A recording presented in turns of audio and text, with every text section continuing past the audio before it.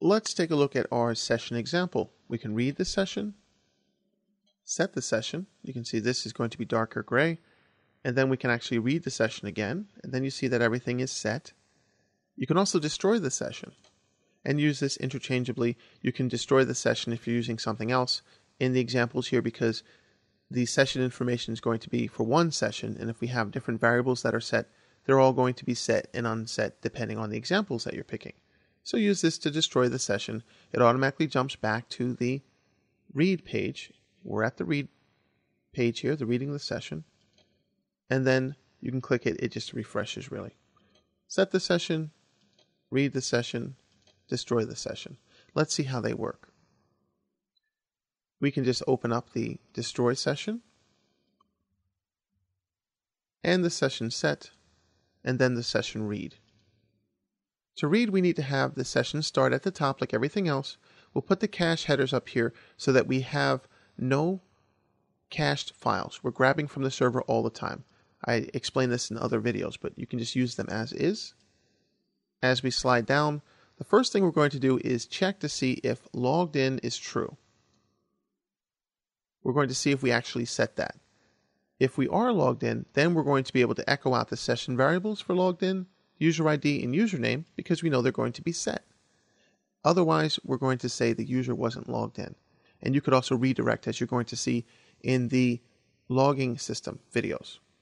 Well, that's how you read it. You want to make sure you check to see if something was set, and then you can actually output things after you know that something is set or true.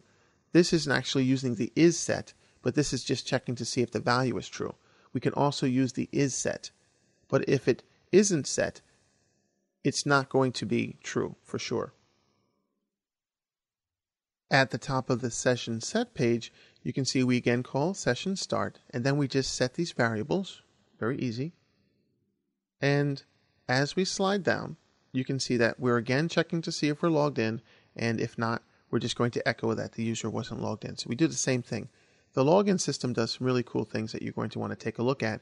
We use isSet, and we use all the different variables that you can actually set in a unique way that we can actually control whether or not the user is logged in, and only give access to pages that are password protected, and know that the user is going to be logged in.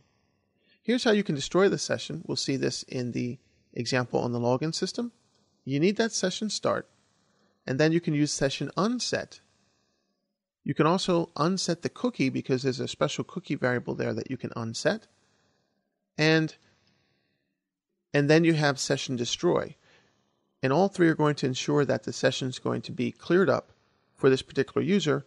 Then all they have to do is go to another page. We have this headers sent function here, and we're checking to see if the headers aren't set using the not. And what this does is it checks to see if we had any text that was sent back prematurely by mistake or something like that. And this is not going to allow us to relocate, because the headers were already sent and you can't redirect after the headers have been sent to the browser. We'll see this in the redirect videos, and you want to take a look at that. But this is how we can test it, and we can output some information here as well if the headers were already sent. You want to keep that in mind.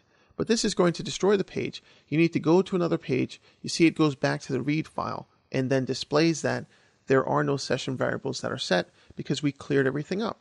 But we'll see this in another example.